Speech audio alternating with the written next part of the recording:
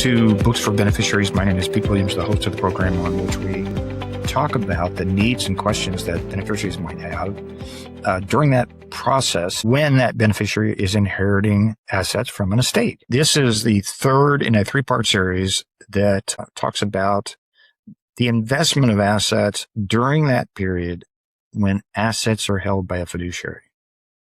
I want to emphasize it is not about assets that are in the hands of the beneficiary. This is not instruction on how you might invest your own assets. This is about what is going on behind the scenes when the decedent dies, leaving you some or all of the estate. So what we're talking about is custody of assets by some fiduciary before payout to you. We talked about there's three circumstances: the immediate payout. There's a person who drafts a will or trust and says, upon my death, clean up my estate, pay all debts, pay taxes, and then distribute my assets to my three kids in equal share. Immediately. There are delayed or staged payouts where assets are held and paid out over a period of time in accordance with the instructions of the estate holder. But today I want to talk about what I'm calling a split interest. And there are beneficiaries that have separate interest in the same assets. There is typically an income beneficiary, and then there is a principal beneficiary. Common scenario here is a second marriage where there are children of a prior marriage.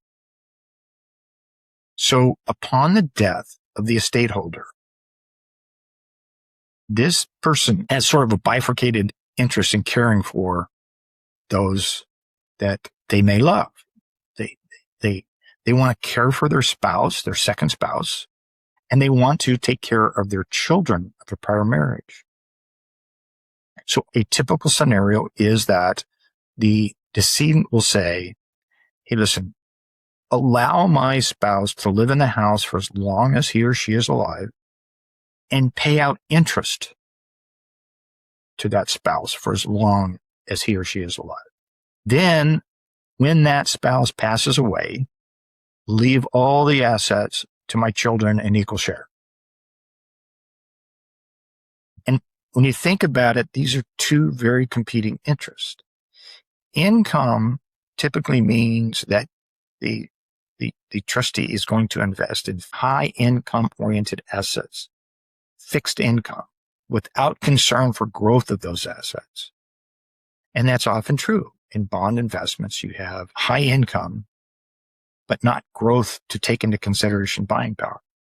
Meanwhile, the principal interest of the children is in the growth of the assets because they want to maintain their buying power so that upon the death of the spouse, which is stepmother, stepfather, they will have assets grow to keep up with the rate of inflation.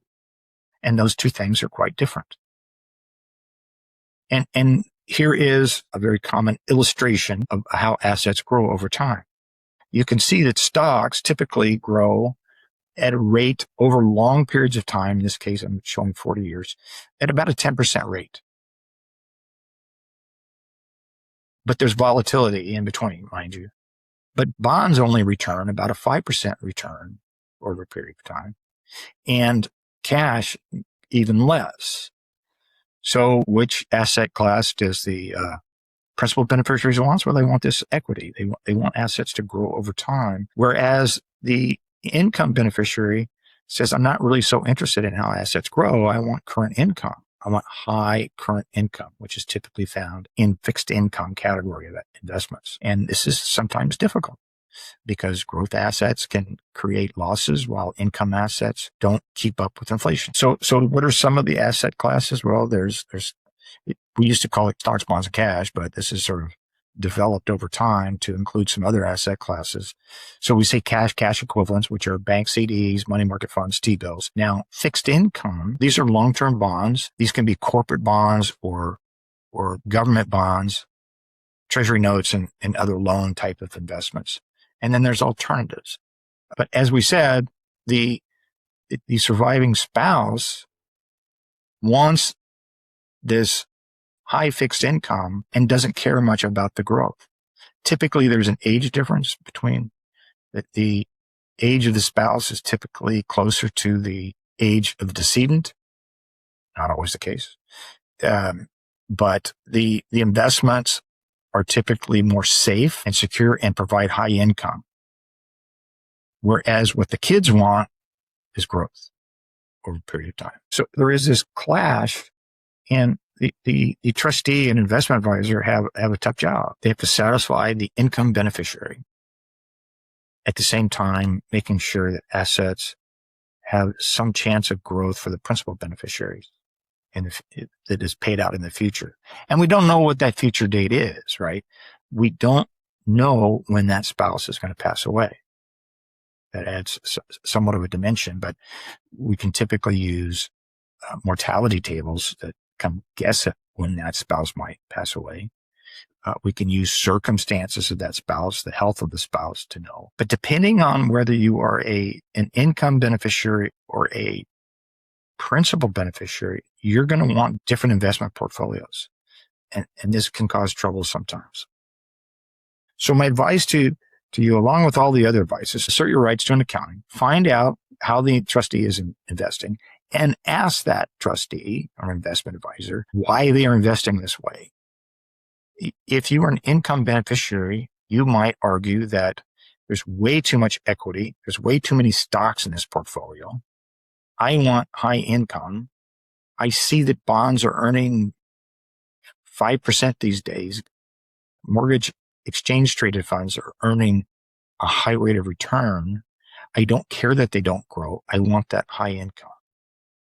On the other hand, if you're a principal beneficiary and waiting for those assets sometime in the distant future, you tell the trustee, hey, look, from a cup of coffee to the price of a car to the price of a home, we've got to keep up with these escalating prices of inflation over time, which in history has always been there.